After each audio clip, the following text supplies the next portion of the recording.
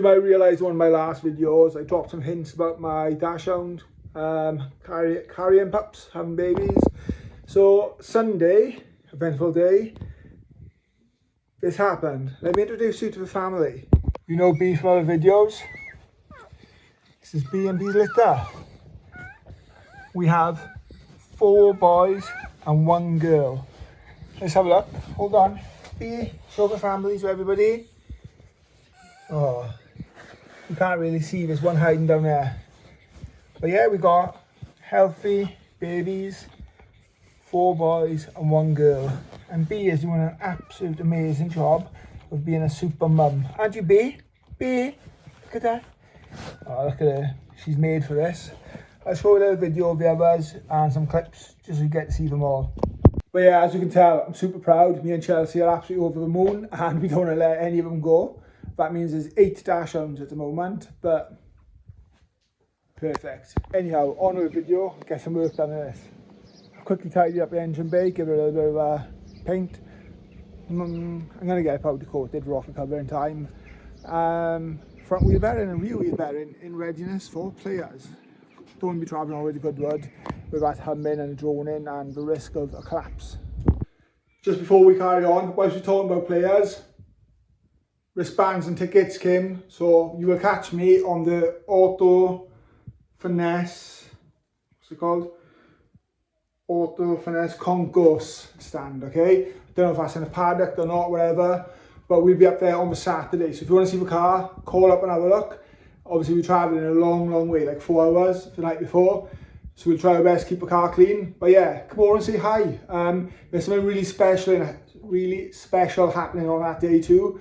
You won't know about that for a while, but come and say hello, okay? Let me get back to this job now anyway, because I want to get this back one done and then test it and then strip the front hub off, take hub to my mate, take a bearing out and press that. I'm not going to show that. There's no really purpose of this video today. I just wanted to show off and tell everyone about the pups. Right, so first job, get his centre cap off, slacken these nuts off, give it a crack, get a jack up on a rear beam. When it's up on a rear beam, get an axle stand underneath it, and we look at taking this off then. Got spacers on it as well, so hopefully, well, might be able to crack them off with a gun. If not, get my little boy to step on a brake pedal. But that's really good.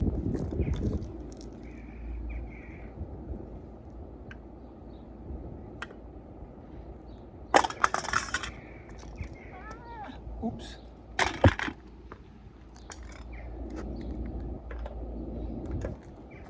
Forward on a 19mm nut.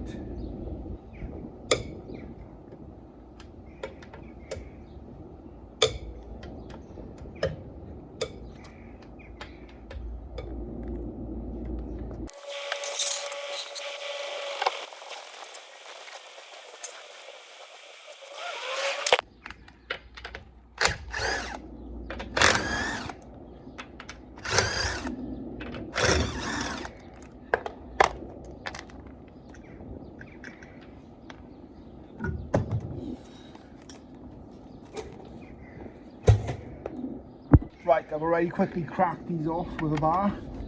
Let's take off the gun now.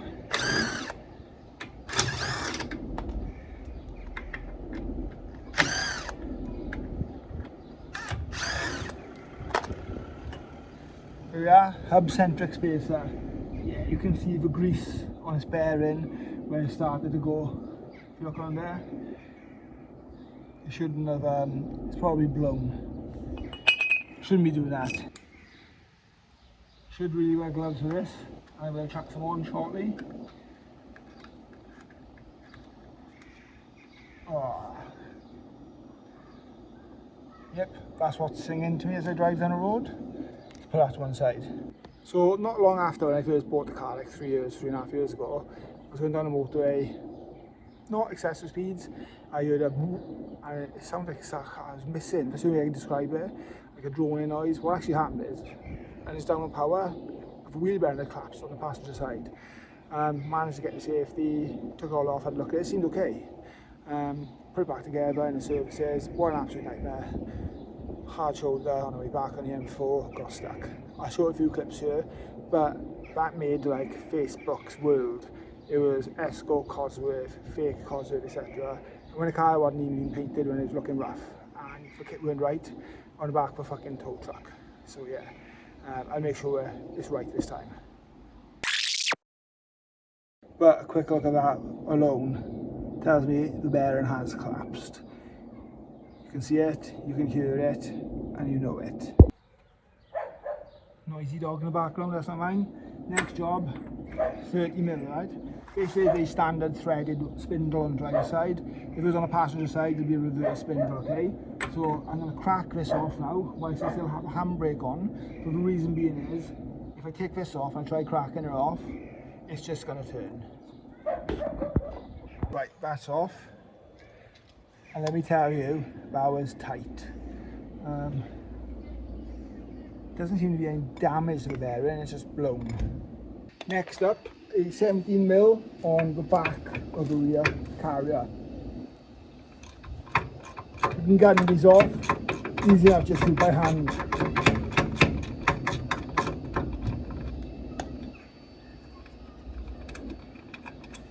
Also, whilst you're under the car, it's good to have a good look. Clean her up. Anything he's doing, any corrosion. Luckily it's a clean car. But then again, it's 31-year-old, don't forget. So if you see bits of surface rust or scabs, look, this car is genuinely solid, which I'm quite grateful. Right, this is nearly off now. I should have sped this up, shouldn't I? Okay, right. What we actually do now is take the handbrake off.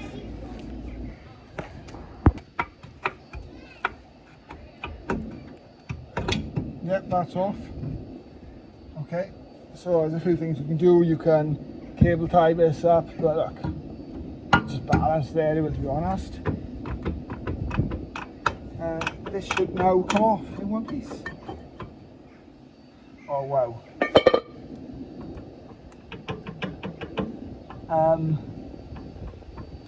Yeah, that bearing's shafted, isn't it? So there's loads of movement on there and play. I don't know if you can see the gap around there. It's difficult to show. But yeah, that's why it's humming. It's important to remember the way the bearing goes back in, but let's use a socket right now in here. Let's hit this through. There's a rubber on the inside, okay? Remember, the rubber goes on the inside.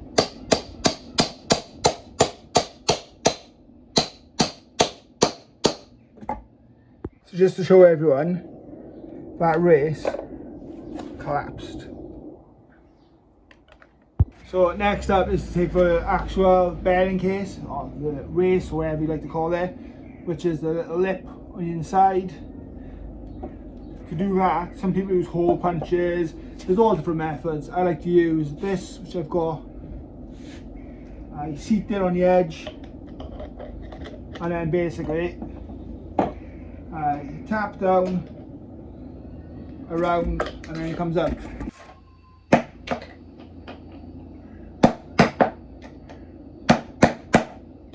So turn it around 45 degrees at a time.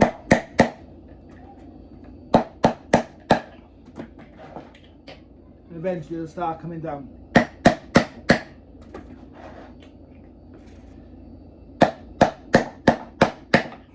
If you are doing this, do it on wood or a soft floor, because you don't want to knack your threads up, okay?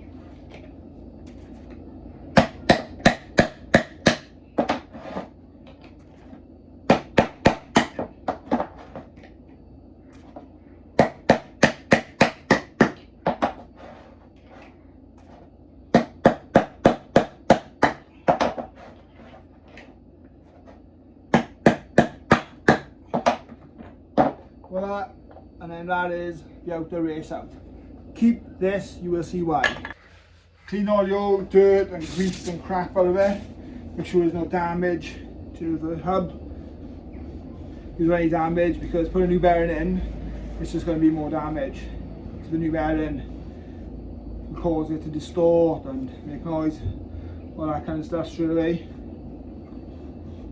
hate the smell of this grease. New bearings, Napa, I don't know if that's a make or they've been rebranded. These were supplied both by FMT in Swansea, ironically next to IPS paint. So comes with the 2 new races, okay? So the race will go in first, bearing sits in. And you can see that there's no play in that now. And it comes with a new nut as well as a new rubber seal, okay, which goes on the inside. So I said earlier back, keep the old race. So I've got the new one in here, okay, really hard metal, shouldn't be any damage to that. Then we put the old one on this way, which sits just on the lip. And then what I tend to do is use a big socket. That's not the right size, I'll get another one, and then I start hammering this down into there, making sure it's flat and flush. Then I repeat the process on the other side. How I'm going to do this, I'm going to place the nut over, let's make sure it's the right socket, and then the socket over. So I've got my base, and then I'll start hammering this on. You can see it's already starting to go in. To be honest, it should go in quite easy and flat. So actually, as you can see, that is in perfect now. So that's one done. Just repeat the process for the other side. I want to show you this on inspection. If you can see it, look how race that bearing. It looks like it's burnt, and this is really hard metal. So I don't understand how that's happened, but I'm very lucky it hasn't collapsed and ripped off the rear quarter. Right, these bearings didn't actually come with grease, so doing wheel bearings use a high temperature grease, nothing like carbon grease or carbon fibre grease or whatever, or like copper grease, absolutely no good, okay? So thank you Andrew Palmer for lending me some grease. What you do is you coat all the bearing, you make sure it turns. The worst that can happen is it'll blow grease back out. You don't want to not put enough in, but again, you don't want to put too much in because it does cause it to blow out and you get it on your wheels and everything then. Just clean all this up. And look, I am not a mechanic. I'm somebody who's been driving for 22, 23 years and more or less always done my own stuff. So I just learned by trial and error. But let's do the race in here now. This might be a boring video for you guys and girls, but it might be educational for some. Okay, so there's one bearing in. That's nice, that fits. So next job is this bad boy. So this goes in, and that also sits in here. I can't remember which way it goes. I think it goes in this way. We'll put some more grease in here now. Right, as I'm having a moment, I've got my hands out. And it says in here, I can't remember which way this new one goes. I'm sure it goes down that way. This one double check. It says to reassemble, tap the bearing cups into position into the hub using a piece of 2 slightly smaller, but I used the races. Ensure that the cups are equally squared and inserted in their respective shoulders. Pack the inner bearing cone with grease and insert it into its cup in the hub. To fit the grease retainer, which is the seal, which is what I have here, first lubricate its inner lip for ease of installation. So are we saying that's the inner lip? I would say so, yeah. Ensure the seal is correctly oriented. Pack the outer bearing cone with grease and fit into position into its cup. The brake drum or separate wheel hub according to model can now be refitted. Let's give that a go. Okay, so let's get some grease in here. Make sure there's plenty in there.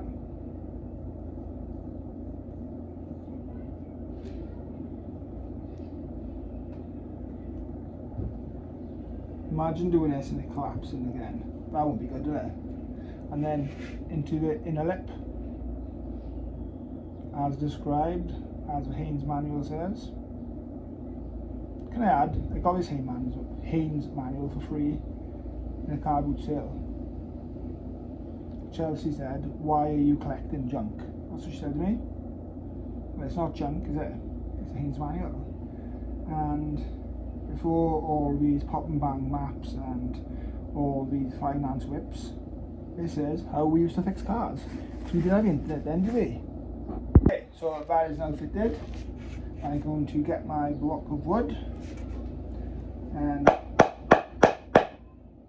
tap down.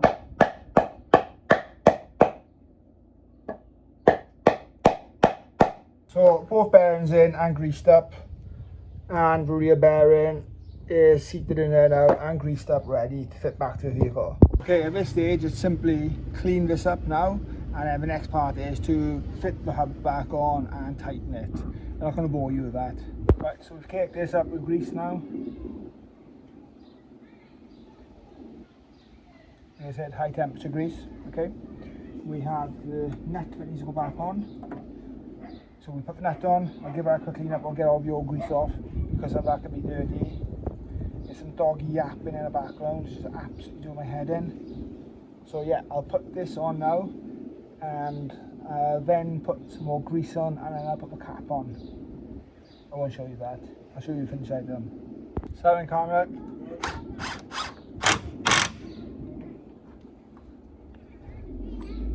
Check and test. Obviously that's not tight enough yet. That's obviously way too tight. I'm slacking it back off now, so we see that.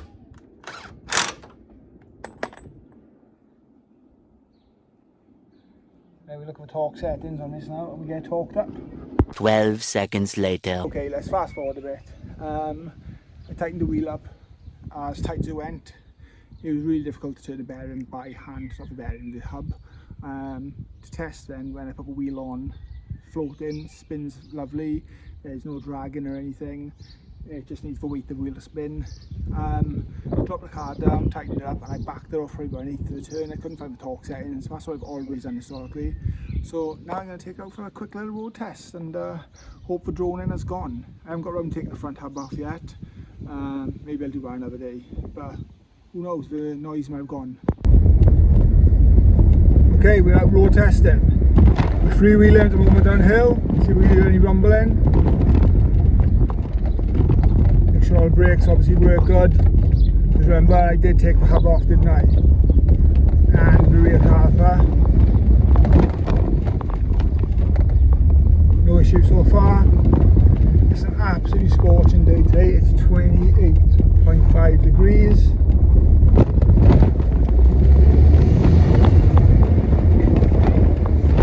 The house is going to be a difficult one to test. Let's go up the bypass, shall we? Right, we're near the bypass now. The traffic is mental. It's rush hour. Windows up.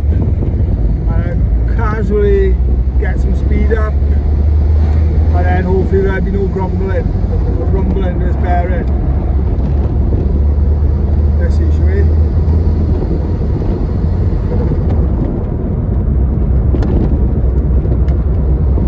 Sunroof's open, it's closing out. Let's hear it, shall we?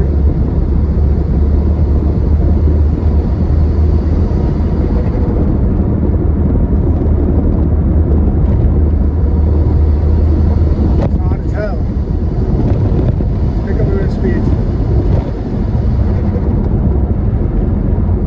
Fuel as well, take a bit of back out.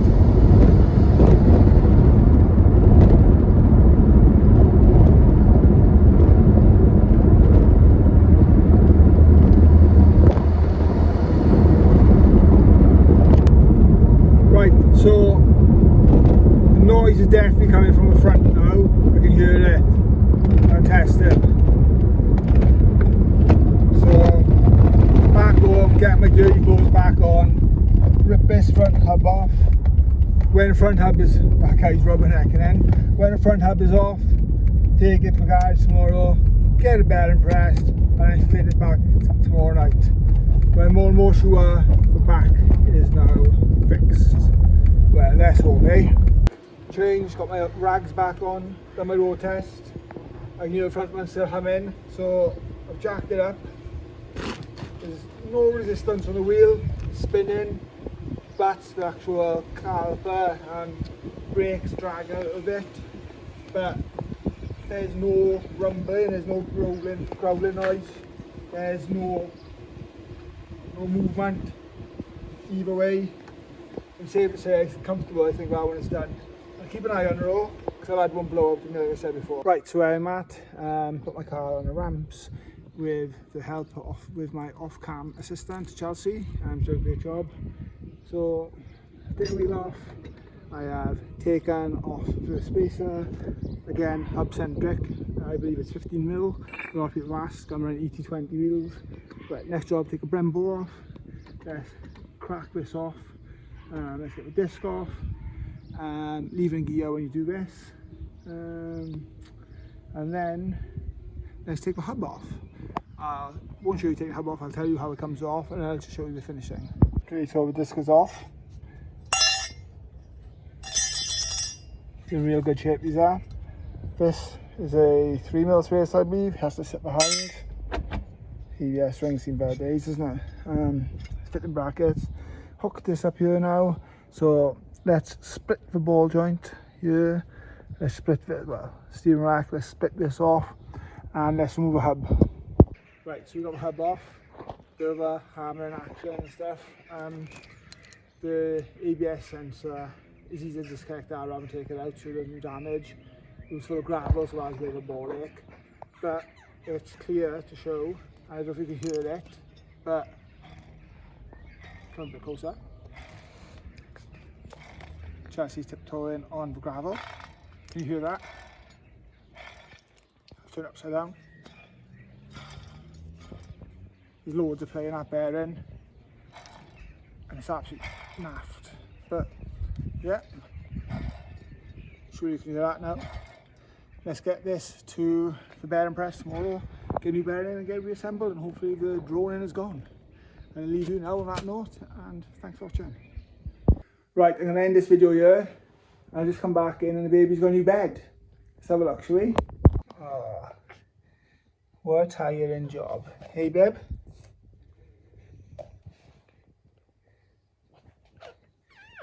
This is Pebbles. If this is the girl, this is going to be Honey, as in Honey and Bee, for Bear and Bee. This one, to me, is called Squirty, because he flew out and got me all, well, gooey. This one is Lucky. And then there's another one there. And we think maybe we'll call that one Bam Bam. But it's only temporary. Anyway, I'm not allowed to name them, because I named the girl cat Stormzy, apparently. Anyhow, until next time, say bye, Bee. She's tired.